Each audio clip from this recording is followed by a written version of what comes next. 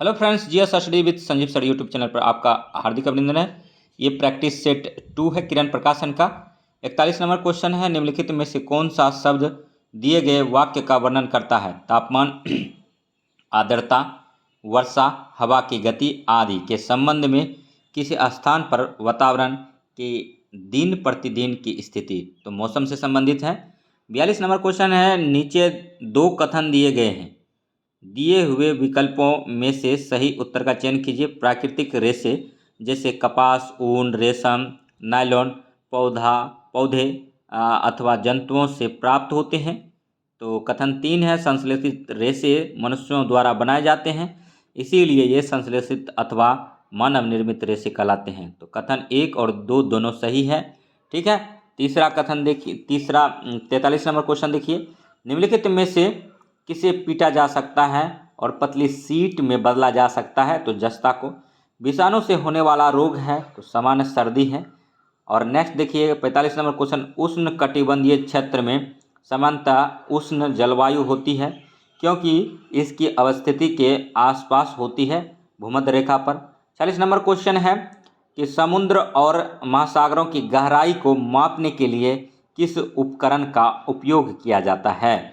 तो इसके लिए जो है फेदोमीटर का उपयोग किया जाता है। ठीक है। तो नेक्स्ट अब क्वेश्चन देखेंगे 47 नंबर क्वेश्चन, नीचे दो वक्तव्य दिए गए हैं, एक को अभिकथन एक और दूसरे को कारण आर कहा गया है। नीचे दिए गए कूट की सहायता से सही उत्तर का चयन करें। अभिकथन ए, कुछ सूक्ष्म जीव मनुष्य, जंतुओं और पौधों में रोग उत्पन्न करते हैं। कारण आर है, रोग उत्पन्न करने वाले ऐसे सूक्ष्म जीवों को रोगाणु अथवा रोगजनक कहते हैं। तो इसमें जो है कथन ए और आर दोनों सही हैं और आर ए का सही व्याख्या करता है। तो ए आर फिर से देखिए क्या कह रहा था। तो ए कह रहा था कि कुछ सूक्ष्मजीव मनुष्य, जंतुओं और पौधों में रोग उत्पन्न करते हैं। तो ये तो सही था। और आर देखते हैं कारण क्या कह रहा था, रोग उत्पन्न करने वाले ऐसे सूक्ष्मजीवों को रोगाणु अथवा रोगजनक कहते हैं। तो ए आर दोनों सही है और आर ए का सही व्याख्या करता है। तो नेक्स्ट अब देखिए 48 नंबर क्वेश्चन है, मनुष्य की लार में कौन सा एंजाइम मौजूद होता है? तो मनुष्य का लार जो होता है उसमें टाइलिन होता है। और नेक्स्ट यहाँ पर ऑप्शन के अकॉर्डिंग मारेंगे तो पेप्सिन, रेनिन, ट्रिप्सिन और एमाइलेज। तो एमाइलेज हो जाएगा यहाँ पर। 49 नंबर क्वेश्चन देखेंगे, लाखों कंप्यूटर नेटवर्क का एक विशाल नेटवर्क डैश का गठन करता है? तो इंटरनेट का करता है। 50 नंबर क्वेश्चन है, राज्यसभा के 1/3 सदस्य सेवानिवृत्त होते हैं हर 2 साल में। राज्यसभा कभी भंग नहीं होता, राज्यसभा को उच्च सदन बोलते हैं और राज्यसभा का कार्यकाल 6 वर्ष का होता है। प्रत्येक राज्यसभा का जो सदस्य होता है उसका कार्यकाल 6 वर्ष का होता है। और 51 नंबर क्वेश्चन है, नीचे दो वक्तव्य दिए गए हैं, एक को अभिकथन ए और दूसरे को कारण आर कहा गया है। नीचे दिए गए कूट की सहायता से सही उत्तर का चयन करें। अभिकथन ए, मनुष्य सहित सभी जंतु भोजन बनाने में असमर्थ हैं। तो अब देखिए इसका जो है कथन और निष्कर्ष जानेंगे। ठीक है। तो आर कारण जानेंगे, मनुष्य अपना भोजन पौधे अथवा जंतुओं या दोनों से प्राप्त करते हैं। तो ए आर दोनों सही है और आर ए का सही व्याख्या नहीं करता है। लेकिन ठीक है, अब देखिए 52 नंबर क्वेश्चन है, बक्सर के युद्ध में अंग्रेजी सेना का नेतृत्व किसने किया था? तो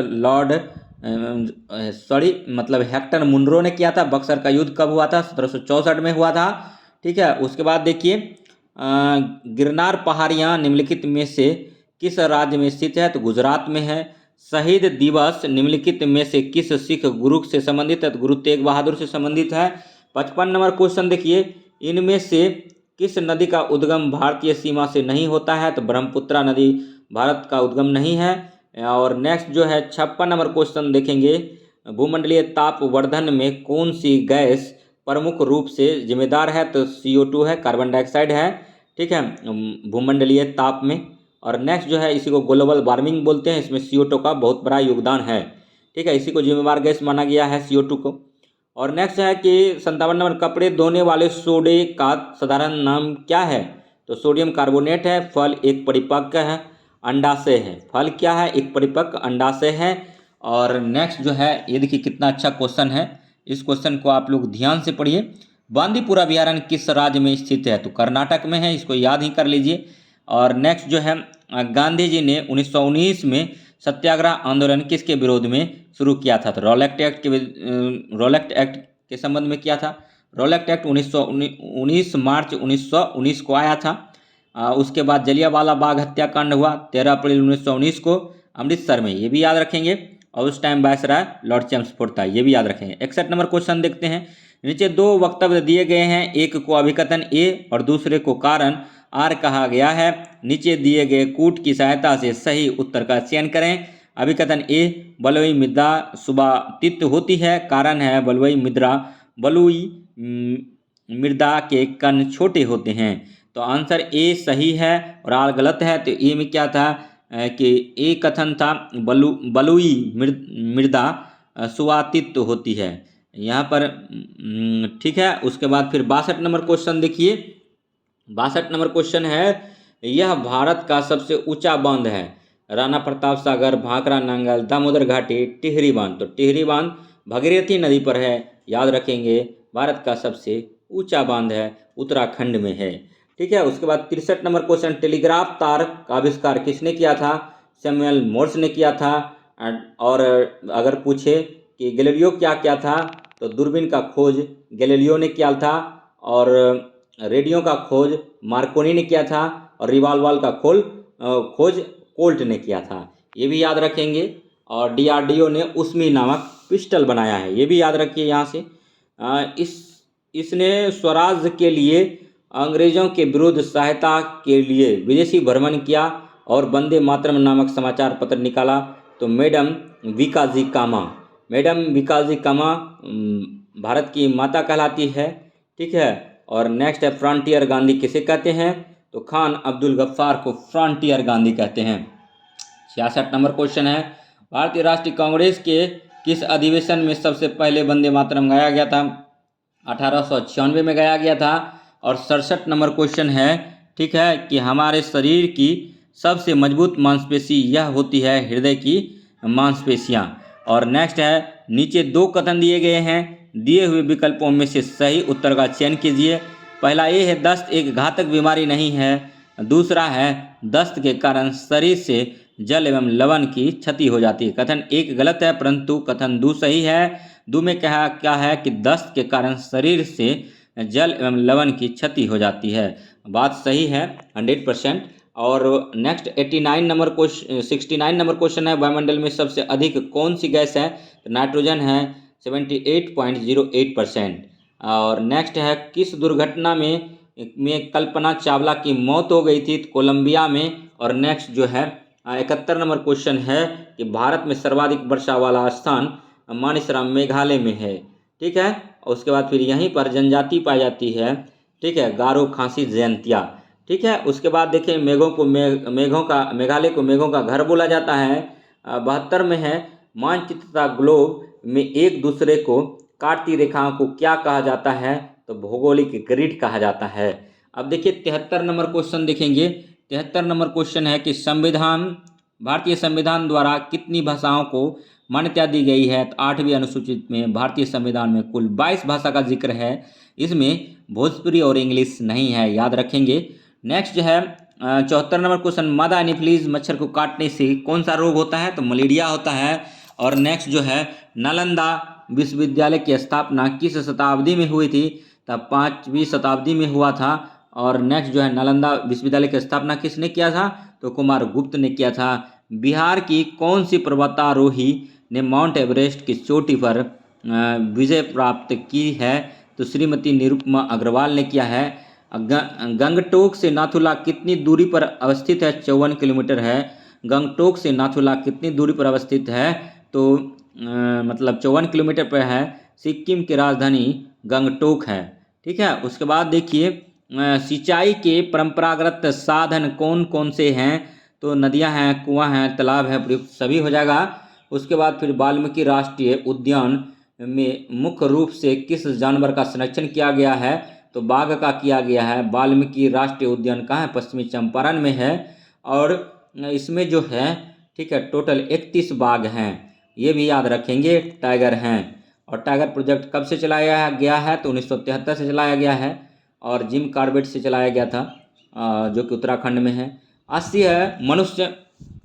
नंबर क्वेश्चन है कि मच्छर मनुष्य को कैसे ढूंढ लेता है? तो मनुष्य के शरीर की गंध से ढूंढ लेता है, तलवे की गंध से ढूंढ लेता है। और पाल वंश के किस शासक ने विक्रमशिला विश्वविद्यालय की स्थापना किया था? तो धर्मपाल ने किया था। विक्रमशिला विश्वविद्यालय और नालंदा विश्वविद्यालय को ध्वस्त किसने किया? तो बख्तियार खिलजी ने किया, ये भी याद रखेंगे। 82 नंबर क्वेश्चन है, तार रेगिस्तान में अर्धचंद्राकार बालू के स्तूप को क्या कहा जाता है? तो बरखान कहा जाता है। और नेक्स्ट, अगर वीडियो अच्छा लगे तो लाइक कीजिएगा, सब्सक्राइब कीजिएगा और शेयर कीजिएगा। देखिए 83 नंबर है, जिस स्थान पर रेल लाइन 2 से अधिक दिशाओं की ओर जाती है उसे क्या कहा जाता है? तो जंक्शन कहा जाता है। 2 या उससे अधिक नदियां के मिलन स्थल को क्या कहा जाता है? तो कन्फ्यूलियंस कहा जाता है। और 85 नंबर क्वेश्चन है, किस भारतीय शहर को 7 द्वीपों का शहर कहा जाता है? मुंबई को कहा जाता है। और मुंबई जो है द्वीप पर ही बसा है, जैसा हम लोग जानते हैं। अब देखिए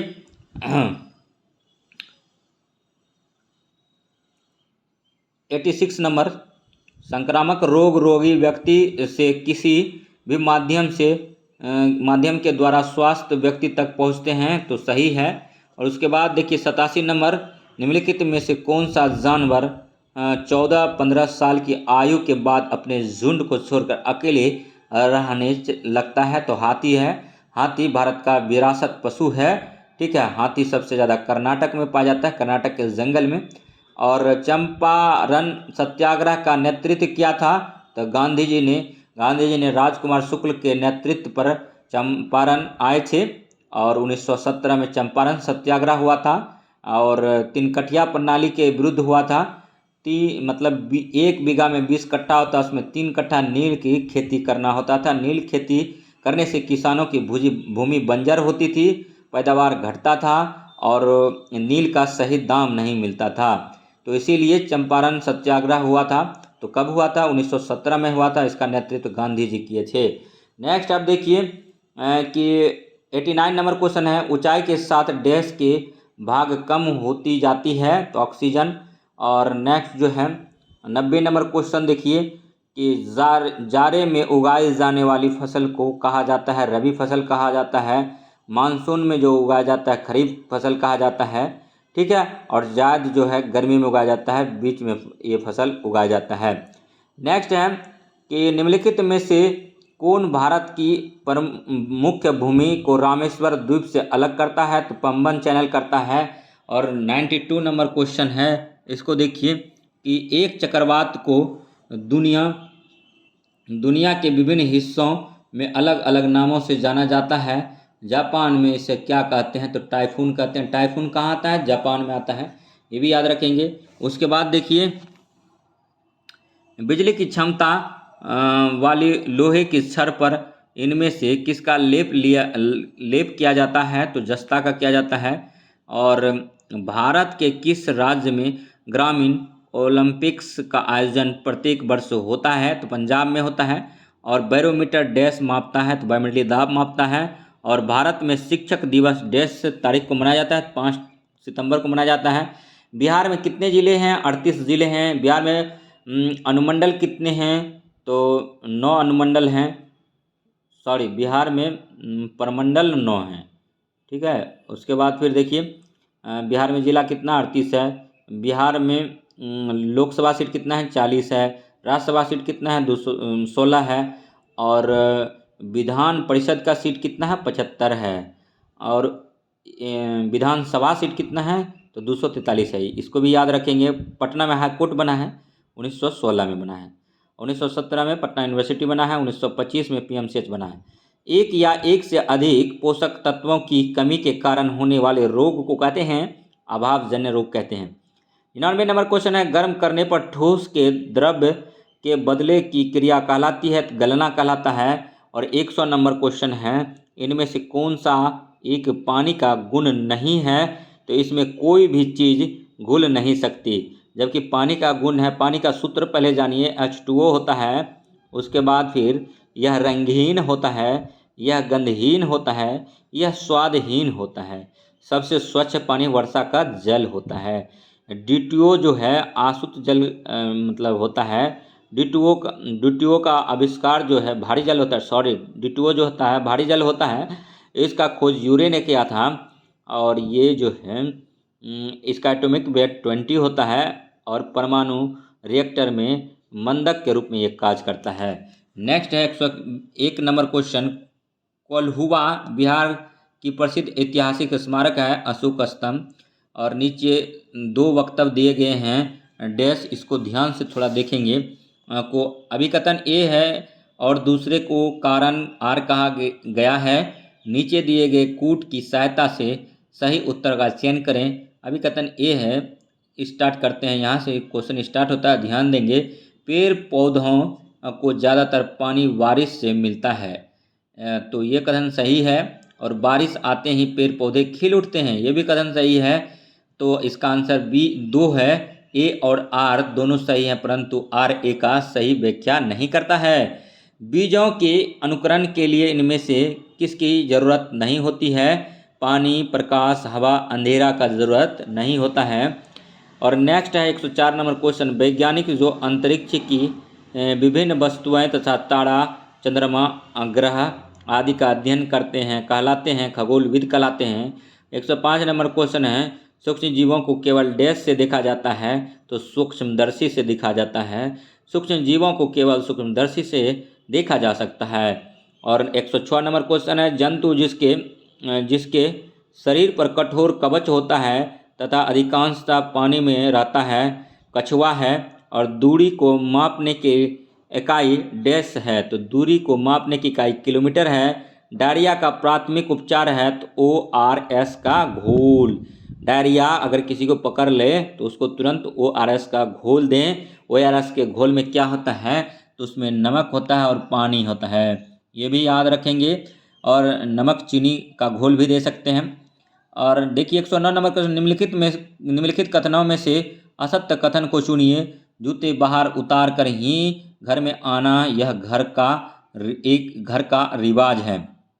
असत्य कथन को चुनिए, तो असत्य कथन यही था। सत्य कथन जान लेते हैं। हम परिवार में एक दूसरे से बहुत तो कुछ सीखते हैं, सही बात है। हम बड़ों से सीखते हैं, बच्चों से सीखते हैं, अभिभावकों से सीखते हैं, शिक्षकों से सीखते हैं। और देखिए नेक्स्ट है कि तीसरा, हमारे साथ कुछ जानवर भी हमारे घरों में रहते हैं, जरूर रहते हैं। कुत्ता रहता है, बिल्ली रहता है, खरगोश रहता है, जिसको हम पालतू मानते हैं वो जानवर रहता है। गाय रहते हैं, भैंस रहता है, ठीक है। घोड़ा भी किसी किसी के घर में रहता है। कुछ जानवर हमारी इजाज़त के बगैर भी हमारे घर में रहते हैं। हाँ रहता है, गरैया जैसे मेरे घर में रहता है, कबूतर रहता है, ठीक है, और मैना रहता है, ठीक है। उसके बाद भी और भी चीज़ें हैं, ठीक है। गिलहरी रहती है। 110 नंबर क्वेश्चन है। बिहार के राजकीय पक्षी है, तो गरैया है। 20 मार्च को गरैया दिवस मनाते हैं। और बिहार का राजकीय पक्षी भी है गरैया। गरैया मतलब दिल्ली में जब शीला दीक्षित की सरकार थी तभी गरैया को दिल्ली का भी राजकीय पक्षी घोषित किया गया था। निम्नलिखित में से कौन बिहार का जिला नहीं है? तो मुंगेर है, गंगा नदी तट पर बसा है। पूर्णिया सौरा नदी तट पर बसा है और जुमई भी है, लेकिन बलिया यूपी में है, ठीक है। उसके बाद आते हैं असत्य कथन का चयन करें। तो असत्य कथन इसमें से लिथॉस का अर्थ है चट्टान, एटमॉस का अर्थ है परमाणु, तो यही जो है असत्य कथन है। जबकि लिथॉस का अर्थ होता है चट्टान, ह्यूडर का अर्थ होता है जल, और बायोस का अर्थ होता है जीवन। 113 नंबर क्वेश्चन देखेंगे। अत्यधिक